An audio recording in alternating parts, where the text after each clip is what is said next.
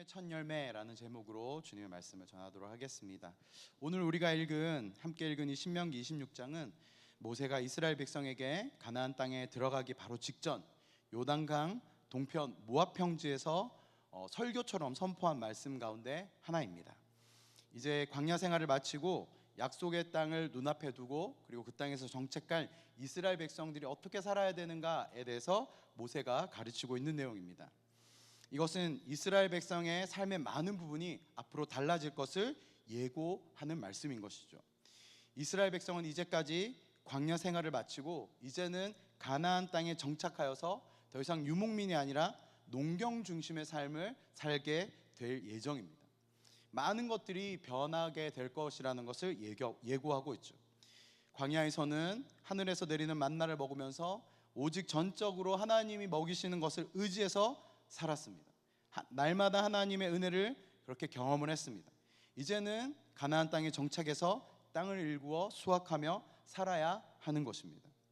그러나 여러분, 땅에서 열매를 얻는 것도 결국 내 힘이 아니라 내가 아무리 수고하고 힘쓰고 애써도 비가 내리지 않으면, 해가 비치지 않으면 아무런 헛수고하게 되는 것이죠. 하나님께서 주신 땅과 비와 햇빛이 있어야 가능한 일인 것입니다. 고생 끝 행복 시작이 아니라 광야 생활보다 더욱더 하나님을 의지하고 더 하나님과 친밀함을 유지해야 복을 누릴 수 있는 삶으로 들어가게 되는 것입니다. 그런데 하나님은 그 땅에서 소산을 얻었을 때, 첫 소산을 얻었을 때 반드시 해야 할 의식이 있다라고 말씀하시고 가르치십니다. 바로 그 땅에서 난 첫 열매를 광주리에 담아 제사장에게 가져와 하나님께 드리라고 명령하고 있는 것입니다. 왜냐하면 가나안 땅은 단순한 농토가 아니라 하나님께서 조상들에게 맹세하신 언약의 땅이기 때문입니다. 따라서 그 땅에서 거둔 첫 열매는 단순한 곡식이 아니라 하나님의 약속의 성취와 은혜의 이루어짐, 이것을 상징하는 열매인 것이죠. 또한 첫 열매를 드리는 이 모든 행위에서는 단순히 주님 앞에 감사의 고백만이 담겨 있는 것이 아니라 하나님께서 애굽에서 종이 되었던 그들의 조상들을 큰 능력으로 구원하시고 그리고 약속의 땅으로 어떻게 옮겨오셨는가, 그 구원의 역사를 기억하게 하고 주님 앞에 고백하게 하도록 규정하고 있는 것이었습니다. 즉 예배 행위 속에서 역사를 기억하고 우리가 어디서부터 왔고 하나님이 우리에게 어떤 일을 행하셨는가를 기억하고 고백하는 것이 담겨있는 중요한 예배의 형식이었다는 것입니다. 본문의 내용을 조금만 더 정리해보면, 먼저 하나님은 가나안 땅을 차지하고 거하게 될 때 반드시 그 땅에서 난 첫 열매를 하나님께 가져오라고 말씀하셨습니다.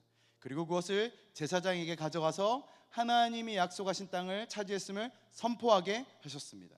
이어서 예물을 드리는 자는 이스라엘의 하나님께서 어떤 일을 행하셨는가, 그들 조상에게 하나님 행하신 일을 고백하게 합니다. 조상 야곱이 방랑하는 아람 사람이었고 애굽에서 종살이를 했지만 하나님의 능력으로 건져내시고 젖과 꿀이 흐르는 약속의 땅에 이르게 하셨음을 고백하게 하는 것이죠. 마지막으로 그는 그 첫 열매를 제단 앞에 두며 하나님 앞에 경배하고 감사를 드리는 것으로 1절부터 10절까지가 정리되는 것입니다. 즉 신명기 26장 1절에서 10절은 이스라엘이 약속의 땅에서 거둔 첫 소산을 하나님께 드리고 하나님의 구원과 언약을 기억하고 감사와 예배로 응답하는 장면이 바로 우리가 읽은 1절부터 10절까지의 내용입니다. 여러분, 이 이야기는 우리가 하나님께 드리는 어떤 헌금의 삶이나 예배의 삶으로 우리가 적용할 수 있겠죠. 물론 그것도 굉장히 중요한 해석이고 적용이지만 저는 오늘 좀 다르게 하나님의 눈으로 함께 좀 보고 싶습니다. 내가 중심이 아니라 하나님께서 이 일들을 어떻게 보시는가를 좀 같이 보기를 소망합니다. 여러분, 하나님의 시각으로 보면 이스라엘 백성은 하나님께서 경작하신 첫 열매라고 볼 수 있는 것입니다. 여러분, 성경에 보면 하나님이 선한 농부, 하나님이 아주 훌륭한 농부인 것에 대해서 밝히는 구절이 나옵니다. 요한복음 15장 1절에 하나님을 향해 이렇게 이야기하고 있습니다. 예수님께서 나는 참 포도나무요 내 아버지는 농부라. 여러분, 여기서 이 농부라는 단어는 단순히 경작하고 그리고 뭔가를 이렇게 솎아내는 그런 사람을 이야기하는 것이 아니라 포도밭을 지키는 파수꾼이라고 이야기하고 있습니다. 저는 이 말씀을 굉장히 좋아합니다. 왜냐하면 제 삶의 전체를 돌아보고 저뿐만 아니라 여러분의 삶도 마찬가지일 것 같아요. 한순간 한순간 모든 순간순간마다 하나님이 개입하시고 붙드셔서 경작하시고 지키시고 이루어 가시는 과정 가운데 저와 여러분이 있는 것이죠. 그리고 그 하나님은 아주 작은 농부가 아니라 큰 포도밭을 지키는 파수꾼이라고 이야기하시는 것이죠. 하나님은 자신의 경작물을 온 마음을 담아 세심하게 돌보시는 농부의 심정으로 이스라엘을 돌아보셨습니다. 그리고 그들을 가나안까지 들어가게 하셨습니다. 이스라엘 백성들이 거하고 있었던 애굽은 어떤 땅이었습니까? 우상을 숭배하는 초강대국이었습니다. 하나님을 대적하고 죄악의 열매를 맺는 곳이 바로 애굽이었습니다. 인간의 눈으로 보면 나일강이 흐르고 군사력도 세고 비옥하고 살기 좋은 곳이라고 이야기할 수 있지만, 영적인 눈으로 보면 죄로 오염되어 있고 하나님을 거역하고 오직 죄의 열매만을 거둘 수밖에 없는 돌짝밭과도 같은 곳이 바로 애굽 땅이었습니다. 하나님은 이런 돌짝밭에 내버려진 이스라엘을 뿌리째로 퍼서 하나님이 다스리는 의의 열매가 맺히는 가나안 땅으로 옮겨 심어가고 계신 과정인 것이죠. 여러분, 그리고 그 과정 동안에 하나님이 얼마나 마음을 쏟으면서 이 이스라엘을 돌보셨습니까? 먹이시고 입히시고 마시게 하시고 전쟁에서 승리하게 하시고, 그 모든 과정 가운데 단 한순간도 하나님이 개입하지 않은 순간이 없었던 것입니다. 여러분, 어떻게 보면 이 출애굽기부터 여호수아를 넘어서 가나안에 정착하신 이 모든 내용은 하나님의 거대한 경작 일기와도 같다라고 저는 생각합니다. 좋은 농작물은 농부의 발걸음 소리를 듣고 자란다라는 말이 있습니다. 하나님이 이스라엘을 얼마나 세심하게 돌보셨습니까?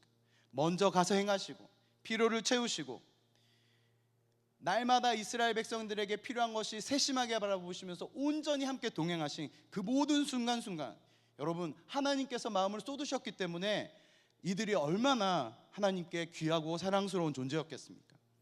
저는 이스라엘 하나님이 이스라엘 백성들을 보면서 날마다 마음이 벅차오르고 콧노래가 나왔을 거라고 저는 생각합니다.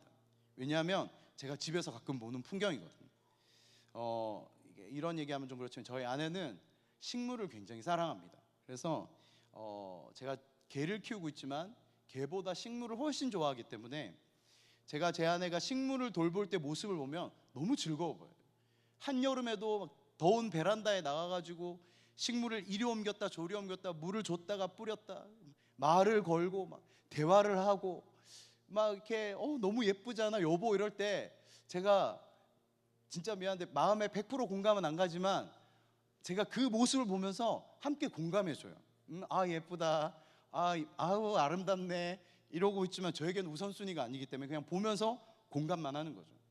더운 여름날 막 물을 뿌리고 땀을 뻘뻘 흘리면서도 콧노래를 부르면서 식물을 다듬습니다.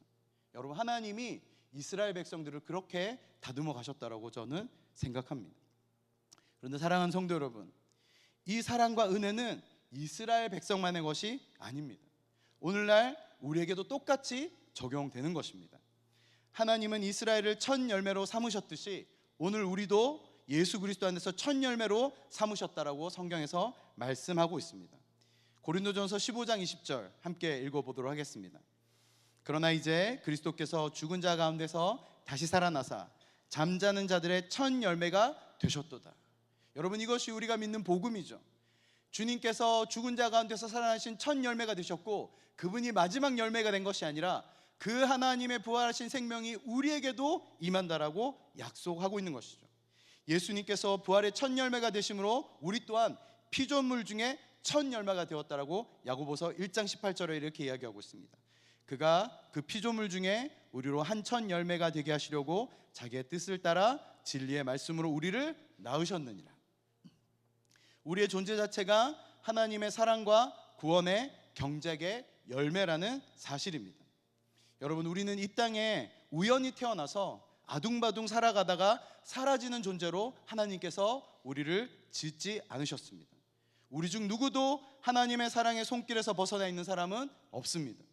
하나님께서 우리를 하나님의 첫 열매로 삼으시기 위해 우리를 어떻게 돌보셨는지 우리가 더 깊이 알아야 합니다. 예수 그리스도를 제물 삼으시면서까지 우리를 하나님의 첫 열매로 삼으신 것, 그 은혜가 저와 여러분에게 임하였고 그 결과로 우리가 지금 주님 앞에 나와서 예배하고 있는 것이죠. 오늘 본문을 통해서 하나님께서 우리를 어떻게 돌보셨는가 좀 더 함께 바라보기를 소망합니다. 첫 번째로 하나님은 버려진 씨앗 같은 이스라엘을 하나님의 땅에 옮겨 심으셨습니다. 5절 우리 다시 한 번 더 읽어보실까요? 함께 읽겠습니다. 너는 또 내 하나님 여호와 앞에 아뢰기를 내 조상은 방랑하는 아람 사람으로서 애굽에 내려가 거기에서 소수로 거류하였더니 거기에서 크고 강하고 번성한 민족이 되었는데. 여러분, 오늘 본문에서 이스라엘은 정착하지 못한 떠돌이, 뿌리 없는 씨앗과도 같다라고 이야기하고 있습니다. 그러나 하나님은 그 작은 씨앗 같은 민족을 선택하시고 약속의 땅에 심으셨습니다. 이것을 우리는 하나님의 전적인 은혜, 전적인 택하심이라고 이야기합니다. 이스라엘이 뛰어나서가 아닙니다. 아무 가치 없는, 어디서 죽어나가도 모르는 작은 민족을 하나님께서 택하셔서 크고 강하고 번성한 민족이 되게 하셨다라고 말씀하고 있는 것입니다. 작고 연약하고 추하지만 하나님의 마음이 담겨있는 작은 씨앗, 그것이 바로 이스라엘입니다. 그것이 바로 저와 여러분인 것이죠. 작고 보잘것없는 씨앗에 하나님의 마음이 담기니 어떤 일이 벌어졌습니까? 크고 강하고 번성한 열매가 맺어졌다라고 말씀하시는 거죠. 첫 열매로 부르심 받은 우리 모두는 나를 바라볼 때도 또 다른 사람을 바라볼 때도 우리의 존재의 근원 속에 하나님의 택하심이 있다는 사실을 볼 수 있어야 됩니다. 우리 모두가 하나님의 손길로 빚어진 하나님의 열매라는 사실을 발견할 수 있어야 한 것입니다. 다시 말해서 하나님의 마음이 쏟아진 존재, 그것이 바로 저와 여러분이라는 것입니다. 특히 우리 가정교회 가장님들과 총무님들, 또 많은 리더분들, 여러분 가정교회 안에 또 우리 공동체 안에 약하고 온전하지 못해서 다른 사람을 힘들게 하고 마음을 아프게 하고 가장님의 리더의 마음을 힘들게 하는 사람들이 얼마나 많습니까? 여러분, 그때도 그들을 바라볼 때 모자란 사람, 저 사람만 없었으면, 이것이 아니라 우리가 어떻게 바라봐야 하는 것입니까? 하나님의 마음이 쏟아진 존재, 아직은 피어나지 못했지만, 아직은 완성되지 못했지만 하나님의 사랑으로 경작되어지고 열매 맺게 되어질 존재라는 것을 하나님과 동일한 시각으로 볼 수 있어야 될 줄로 믿습니다. 여러분, 누군가가 마음이 쏟아진 존재가 여러분의 마음을 쏟은 존재, 자녀가 될 수도 있겠고, 저에게는 강아지가 될 수 있겠고, 또 어떤 분들에게는 식물이 될 수 있겠죠. 마음이 쏟아진 그 존재가 다른 사람들에게 험한 취급을 받고 좋지 않은 취급을 받으면 여러분, 그것의 주인된 사람의 마음은 무너지는 것이에요. 제가 몇 해 전에, 꽤 오래됐습니다. 제가 이제 서울에서 이제 그 선교단체 사역을 할 때 이제 신림동으로 출퇴근을 하고 있었는데, 저희 이제 신림동에 사무실이 있었는데 사무실 1층에 누가 손바닥만한 산세베리아를 버려놓은 거예요. 그래서 제가 하루 이틀 다녀봤는데 계속 그 자리에 있었어요. 처음엔 누가 놔두고 갔나 보다라 생각했는데 버려졌어요. 근데 그때 제가 이제 지방에서 사역하다 서울로 막 올라와가지고 되게 막 마음이 분주하고 상황이 쉽지 않아서 마음이 되게 가난해져 있던 때였습니다. 마치 그 버려진 산세베리아를 보는데 저와 같은 거예요. 그래서 제가 그 친구를 데리고 사무실로 올라가서, 그때 또 마침 산세베리아 선인장 이런 게 컴퓨터 모니터 앞에 있으면 뭐 전자파를 먹네 막 이런 얘기가 있어가지고 제가 그 친구를 품에 꼭 안고 올라가가지고 제 모니터 앞에 놓고 이름을 지어줬습니다. 베리라고. 베리야 이름을 부르면서 물도 주고, 어떻게 하면 이 아이가 항상 촉촉하게 자라날 수 있을까? 화분에 이끼를 주면 된다는 얘기를 들어가지고 제가 그 신림동 그 뒤쪽에 있는 그 공원에 올라가서 이끼도 뜯어가지고 위에다 이렇게 붙여줬죠. 늘 마음을 쏟고 이름을 불러주고 바라보면서 너라도 건강했으면 좋겠다 막 이렇게 하면서 키우고 있었습니다. 그런데 제 옆에 앉아있던 우리 간사님이 일어나면서 책상을 치면서 그 베리가 바닥으로 떨어진 거예요. 그러면서 화분과 이 줄기가 반으로 뚝 갈라져가지고 땅에 막 뒹구는 거예요. 그래서 제가 막 화를 냈습니다. 아니, 조심해서 일어나야지, 이거 다 망가졌잖아, 얘 죽었다, 어떻게 하면 좋냐 막 화를 내니까 그 간사님이 저한테 이렇게 얘기했어요. 간사님, 이거 좋아해요 이러는 거예요. 그래서 제가 봤더니 좋아한 거예요. 저는 거의 한 달을 넘는 동안 그 조화에 이끼를 덮어주고 물을 주고 이렇게 키웠어요. 그래서 제가 그 순간 다시 들어보니까 그때부터 얘가 갑자기 가짜로 보이는 거예요. 그래서 제가 곰곰이 생각했습니다. 아니, 나는 왜 이거를 진짜로 생각하고 키웠을까? 제가 나중에 깨달았습니다. 제가 처음에 말씀드렸잖아요. 이 버려진 산세베리아가 저의 처지와 같다라는 그 마음이 거기에 동해지고 제 마음이 거기에 쏟아진 거예요. 그러니까 이 친구가 가짜라는 걸 알아차릴 새도 없이 저는 거기다 이끼를 덮어주고 물을 주고 열심히 키웠던 거예요. 여러분, 마음이 쏟아지면 눈이 멀게 되어져 있습니다. 하나님은 어쩌면 우리에게 마음을 이미 모든 마음을 다 쏟으셨기 때문에 우리를 향해서 눈이 머셨을 거라고 저는 생각해요. 이스라엘 백성들이 연약함이 있고 죄악이 있고 하나님 앞에 끝까지 불순종했지만 하나님은 이미 그들에게 마음을 쏟아졌기 때문에 이스라엘 백성들을 하나님의 언약의 땅으로 데리고 오신 것이죠. 우리 공동체 안에, 가정교회 안에 연약한 자들이 있을 거라고 생각되어집니다. 그러나 여러분, 그 모든 존재들이 한 명 한 명에게 하나님의 마음이 쏟아진 존재라는 것을 우리가 함께 기억해야 될 줄로 믿습니다. 근데 또 문제는 뭡니까? 너만 하나님의 마음이 쏟아진 존재가 아니라 누구에게도 쏟아졌어요? 나에게도 쏟아졌다는 거예요. 그 말은 무슨 말입니까? 나도 완성되어지지 않았고, 나도 지금 경작되어져 가고 있고, 나도 지금 하나님의 열매를 맺기 위해서 기다리고 있는 존재라는 것이죠. 하나님을 존중하는 것, 그리고 하나님을 기쁘시게 하는 것은 무엇입니까? 하나님의 첫 열매 삼으신 나와 그리고 너를 바라보면서 하나님의 마음을 이해하고 하나님의 마음으로 바라보는 것, 이것이 하나님을 기쁘시게 하는 일일 줄로 믿습니다. 두 번째로 본문을 통해 할 수 있는 하나님의 마음은 무엇입니까? 하나님은 고난의 땅에서 이스라엘을 가꾸셨다는 것입니다. 6절에서 7절 한 번 더 읽어보도록 하겠습니다. 함께 읽겠습니다. 애굽 사람이 우리를 학대하며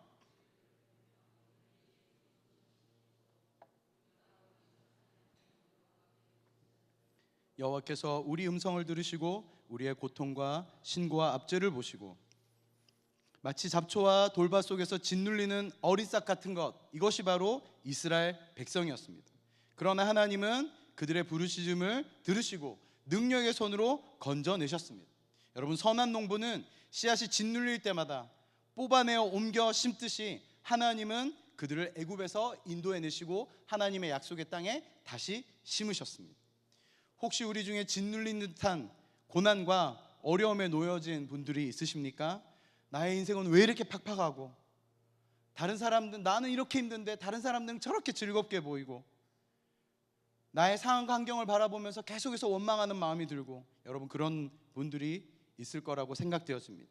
지금은 돌짝밭 같고 짓눌리고 밟히는 것 같으나 하나님이 하나님의 때에 하나님의 방법으로 우리를 가나안, 다시 말해서 하나님의 열매를 맺는 땅으로 우리를 인도하실 줄을 믿으시기를 바랍니다. 세상에 많은 취미가 있습니다. 비싼 취미 많죠. 근데 그 중에 돈도 많이 들고 실제적인 물리적인 시간도 많이 드는 비싼 취미가 하나 있는데 그게 바로 분재라는 것입니다. 혹시 분재 해보셨나요? 그냥 집에서 풀 키우는 거 말고 분재. 제가 이거 조금만 설명해 드리도록 할게요. 제가 얼마 전에, 꽤 오래전에 이 다큐멘터리를 좀 봤는데, 이 분재는 돈도 많이 들 뿐만 아니라 실시간으로 시간이 드는 아주 고급 취미입니다. 그리고 제가 봤더니 이 분재는 혈통이나 원재료가 중요하잖아요. 중요한 거는 이 분재를 가꾸어 나가는 사람의 마음과 손길입니다. 눈과 이 분재를 어떤 모양으로 어떻게 키우고 어떻게 꽃피우게 할 것인가, 이것이 가장 중요한 취미가 바로 분재예요. 여러분, 처음에 새싹을 놓고 조금 키우다가 이제는 잘라냅니다. 그리고 다듬어요. 옆으로 퍼지게 하든 위로 솟게 하든 그 디자이너의 디자인, 키우는 사람의 원하는 대로 그것을 깎아 나가고 잘라 나갑니다. 그리고 어느 정도 크면 여기서 중요한 일을 하나 해야 돼요. 철사로 이 싹에, 이 조그맣게 피어난 나무에 철사로 모양을 칭칭칭 감아가지고 분재를 키우는 디자이너 원하는 사람의 방향으로 자라나게 만들어야 돼요. 여러분, 나무라고 그렇게 자라나고 싶었겠습니까? 원하는 대로 커 나가는 거 아니겠습니까? 햇빛을 향해 뻗어 나가고 또 다른 방향을 뻗어 나가고, 나무의 의지와는 상관없이 원하는 대로 자르고 원하는 대로 깎아내고 철사를 감아서 그 방향으로 자라나지 못하고 디자이너가 원하는 방향으로 자라나게 만드는 것, 이게 아주 중요한 초기 작업이라고 합니다. 분재를 잘 키우는 방법이 뭡니까? 라고 물어봤을 때 우리나라에서 최고 권위 있는 분이 이렇게 얘기했어요. 분재를 최고로 잘 키우는 방법은 정성입니다. 흙을 고르고 분갈이 시기를 언제 할까, 어떤 이끼로 덮을까, 아까 제가 산세베리아 이끼 덮은 것처럼 이끼가 중요하대요. 어떤 이끼로 덮을지, 어떤 돌을 배치할지 눈을 부릅뜨고 지켜보고 하루아침에 이루어지지 않고 날마다 몇 년이 걸릴 동안 키워나가는 것, 이게 바로 분재이죠. 네, 여러분, 처음엔 이 나무가 힘들고 어렵게 자기 원하는 대로 크지 않고 잘려나가고 깎여가고 비틀어지지만, 여러분, 이게 나중에 원하는 모양으로 자라났을 때 이 분재는 작게는 수백만 원, 크게는 수억에까지 이르는 나무가 된다라고 하는 것이죠. 고난과 어려움에 직면해 있는 모든 성도 분들께 저는 이렇게 권면하고 싶습니다. 하나님이 하나님의 손길로 저와 여러분을 다듬어 가고 있는 것입니다. 당장은 이게 맞아, 나 이게 너무 불편한데, 이렇게 하니까 너무 힘든데, 하나님 나를 왜 이렇게 꺾으시나요? 하나님 나 이렇게 잘하고 싶은데 나를 왜 이렇게 자르시나요? 이 모든 순간을 경험하지만 여러분, 하나님의 손길이 우리의 삶을 더 값어치 있는 열매로 만들어가고 계신 것입니다.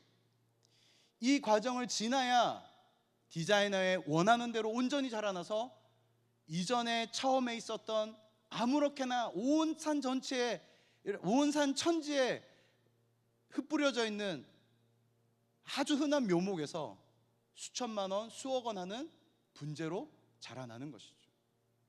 사랑하는 성도 여러분, 지금 많이 힘드시고 갑갑하고 어렵고 힘드실 줄로 알고 있습니다. 그러나 하나님께서 지금 우리를 하나님의 모양대로, 하나님의 뜻대로 우리의 삶을 더 값어치 있게 만들기 위해서, 더 영향력 있게 만들기 위해서 지금 자르고 계시고, 지금 깎고 계시고, 지금 꺾어서 우리를 하나님의 모양으로 이끌어 가고 있는 것이에요. 그 새싹이 할 수 있는 일은 무엇입니까? 그 디자이너의 손에 우리를, 내 자신을 그대로 맡겨주는 것이죠. 사실상 반항해봐야 큰 의미는 없습니다. 여러분, 하나님의 능력은 우리가 아무리 반항해도 결국에는 합력하여 선을 이루시는 하나님의 손 안에 있게 되는 것이죠. 로마서 8장 18절에 주님께서 이렇게 말씀하십니다. 생각하건대 현재의 고난은 장차 우리에게 나타날 영광과 비교할 수 없도다. 아멘. 꺾이고 깎이고 잘리는 시간을 통과해야 귀한 분재로 자라나듯이, 이 시간을 통과해야 우리는 하나님이 원하시는 더 귀하고 값진 열매로 자라게 될 것입니다. 그러므로 우리가 바라보고 묵상해야 되는 것은 무엇입니까? 지금 고난의 환경과 상황이 아니라 주님이 맺게 하실 열매, 주님이 보게 하실 영광, 거기에 우리의 눈과 마음이 함께 초점이 맞추어지기를 축복합니다. 이것이 히브리서 11장 1절에서 말씀하시는 믿음이죠. 내 눈에 당장 보이지 않지만 하나님과 함께 바라볼 그것, 내 앞에는 당장 어려움이지만 하나님과 맞게 되어질 그 열매를 바라보는 것, 이것이 바로 히브리서에 말씀하시는 믿음인 것입니다. 이 시간을 지나가면 우리에게 반드시 약속되어지는 것, 그것이 무엇입니까? 세 번째로 하나님의 마음은 이것이에요. 하나님은 약속의 땅에서 풍성한 열매로 자라게 하십니다.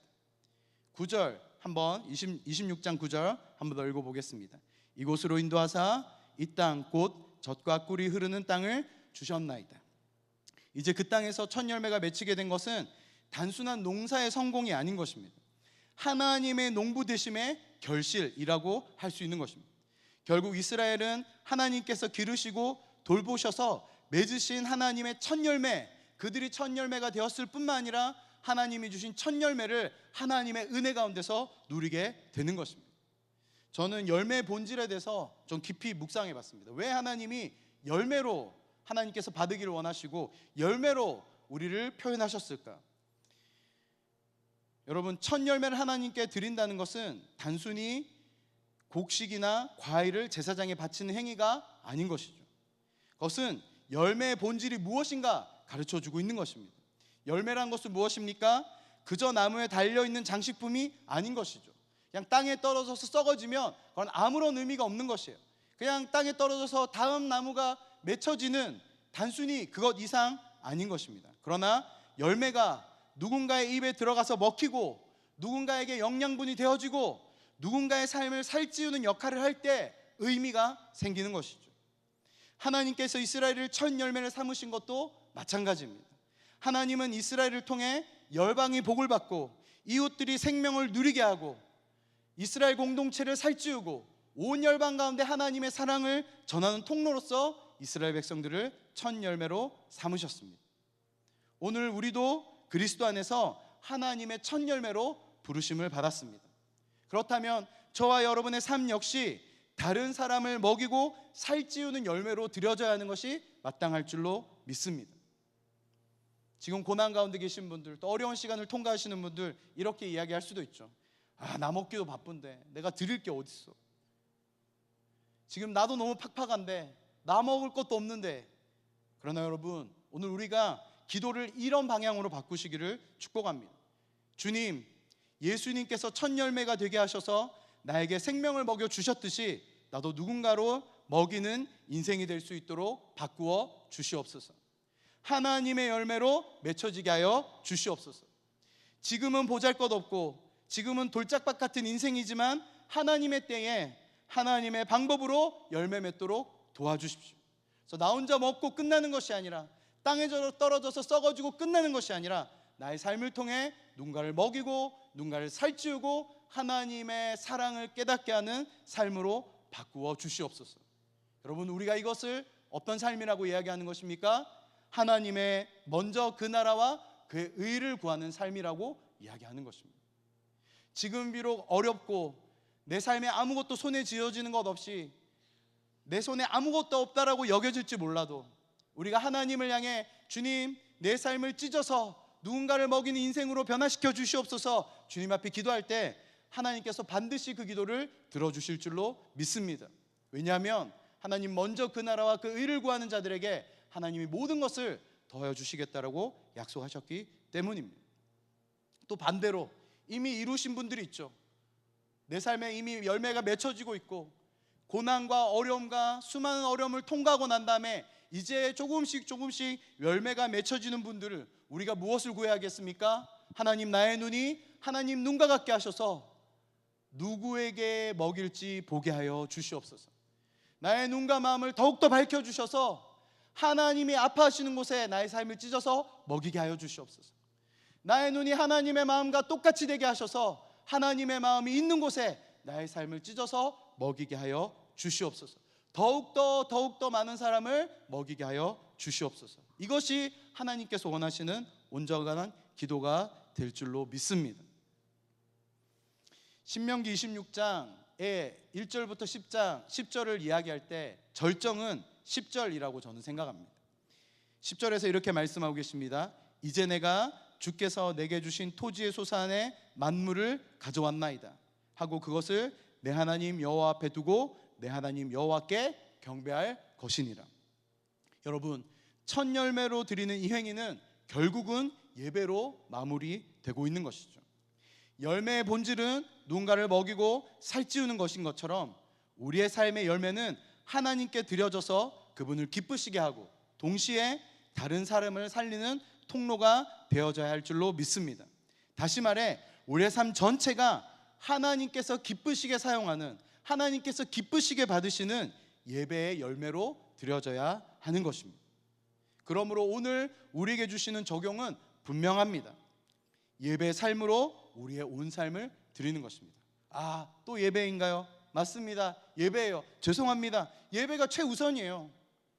이 1절부터 10절까지의 가르침은 헌금 생활, 물론 그런 것으로 해석될 수도 있지만 진짜 중요한 건 뭐예요? 10절, 하나님께 온전한 열매를 드리고 그 하나님의 행하신 일을 기억하면서 주님 앞에 온전한 경배를 드리는 것, 이것이 하나님의 가르침이고 명령인 것입니다.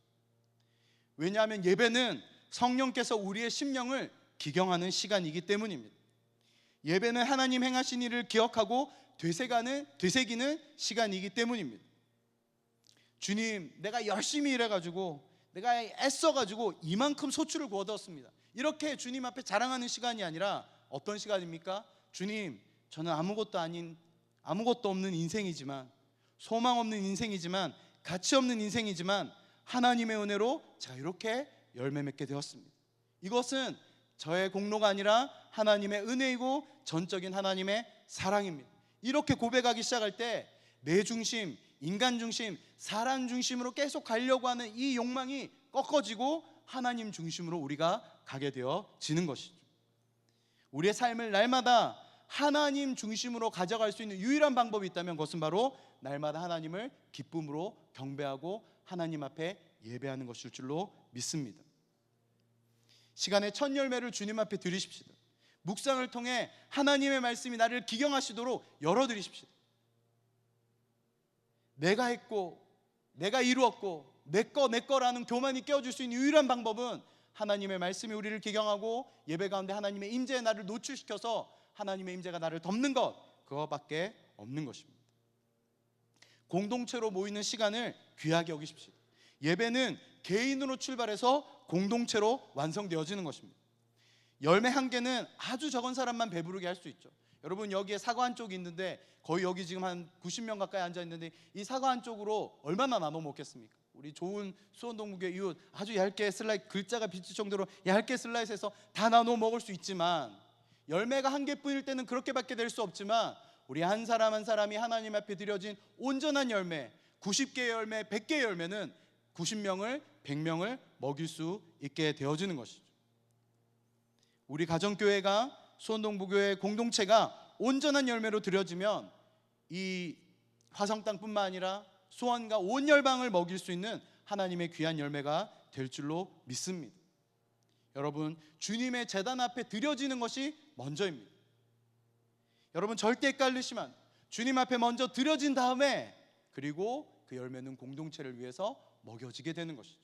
하나님 앞에 내 삶을 날마다 드러내서 주님의 말씀이, 하나님의 은혜가 나를 기경하고 하나님의 열매가 맺어지고 주님 앞에 내 삶을 드리고 나서 이제 다른 사람을 향하게 되는 것, 이것이 바로 성경의 원칙인 것입니다. 예배 자리를 더욱더 사모하십시다. 예배 안에서 우리를 경작하시는 하나님의 은혜 손길을 날마다 경험해야 합니다. 그 손길 안에서 우리는 하나님이 원하시는 온전한 열매로 거듭날 수 있는 것입니다. 말씀을 마무리하도록 하겠습니다. 사랑하는 성도 여러분, 하나님께서 우리를 그리스도 안에서 첫 열매로 삼으셨습니다. 할렐루야. 우리 옆 사람 보면서 이렇게 좀 고백할까요? 너무 탐스러운 열매시군요. 너무 건강해 보이는 열매군요. 그러므로 우리의 삶은 더 이상 나를 위해 존재하는 것이 아닙니다. 열매의 본질, 하나님께 드려진 열매의 본질은 하나님께 먼저 드려지고 그리고 다른 사람을 먹이기 위해서 부르심을 받은 것입니다. 오늘 우리의 모든 시간이, 그리고 모든 재능이, 모든 관계가 하나님께 올려드려지고 그리고 하나님께 온전한 예배로 드려지기를 소망합니다. 그리고 그 열매가, 그 예배의 열매가 세상 속에서 우리 가족을 먹이고 나의 친구들을 먹이고 나의 사랑하는 사람들을 먹이고 살찌우고 하나님의 사랑을 경험케 하는 통로가 되시기를 축복합니다. 우리 마지막으로 한 번만 더 옆 사람에게 이렇게 좀 고백할까요? 내가 당신을 위해 열매가 되겠습니다. 우리 하나님 앞에 이렇게 다짐했으면 좋겠어요. 하나님, 내 삶을 찢어서 날마다 먹여줄 수 있는 사람 되게 도와주십시오. 내가 원하는 것, 여기에 집중하는 것이 아니라 하나님께 드려져서 하나님을 기쁘시게 하고 온 열방을 기쁘시게 하는, 배부르게 하는 저와 여러분 되기를 축복합니다. 우리 말씀 주신 주님 앞에 영광의 박수 올려드리십시다. 우리 함께 말씀 기억하시면서 찬양하며 나아가십시다.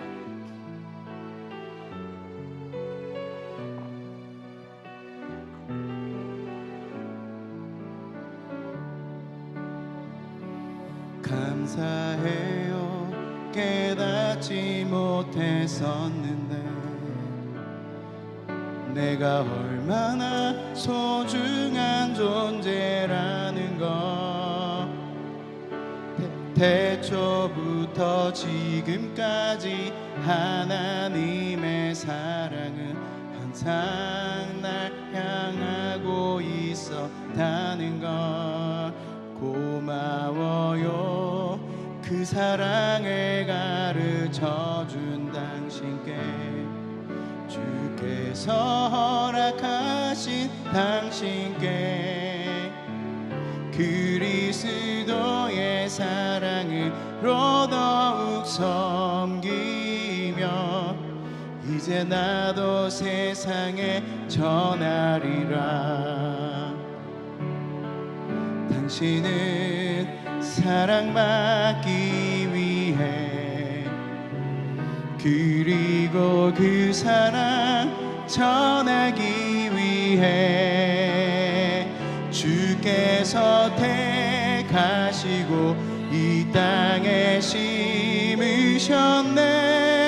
또 하나의 열매를 바라시며 당신은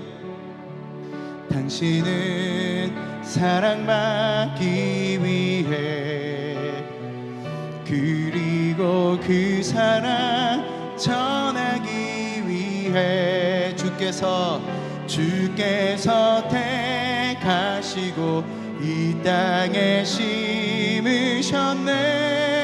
또 하나의 다시 한번 우리를 부르신 주님 앞에 고백합시다. 당신은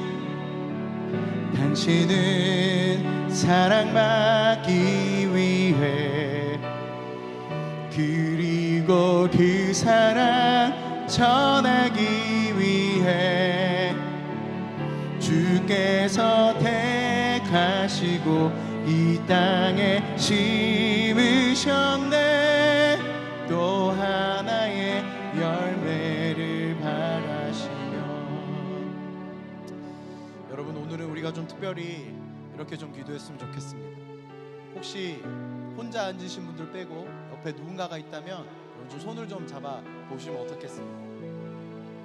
오늘 나를 위해서 기도하는 걸 넘어서서 우리 공동체를 위해서 함께 기도하기를 소망합니다. 옆 사람의 손을 잡으시고, 특별히 부부관계라면 더욱더 꽉 잡으시고 우리 이렇게 같이 기도했으면 좋겠습니다. 하나님, 제 옆에 있는 지체의 삶이 하나님의 열매로 맺어지게 하여 주옵소서. 하나님께 온전히 드려지는 열매가 되게 하여 주시고, 드려진 그 열매의 삶이 모든 삶을 먹이는 풍성한 열매로 먹여지게 하여 주시옵소서. 우리를 사용하여 주시옵소서. 우리 시간 주님 앞에 간절히 함께 기도하며 나가도록 하겠습니다. 주여.